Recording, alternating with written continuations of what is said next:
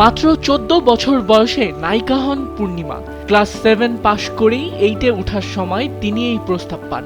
জাকির হোসেন রাজু পরিচালিত এ জীবন তোমার আমার সিনেমার মাধ্যমে তার এই যাত্রা শুরু হয়। এই সিনেমাতে তার বিপরীতে ছিলেন চিত্রনায়ক রিয়াজ। एक तो मैं इतनी खूबसूरत और ऊपर से मेरी ছোটবেলা থেকেই অভিনয়ের প্রতি তার বিশেষ ঝোঁক ছিল। সেই সাথে তার মা তাকে চলচ্চিত্র জগতে আসার জন্য প্রবল উৎসাহ দিয়েছিলেন। 1998 সালে অভিষেকের পর থেকে তিনি বাংলা চলচ্চিত্রে অত্যন্ত জনপ্রিয় হয়ে ওঠেন এবং শতাধিক সিনেমায় অভিনয় করেছেন। সম্প্রতি পবিত্র কুরআন শরীফ খতম দেওয়া নিয়ে ফের আলোচনায় এসেছেন এই জনপ্রিয় অভিনেত্রী।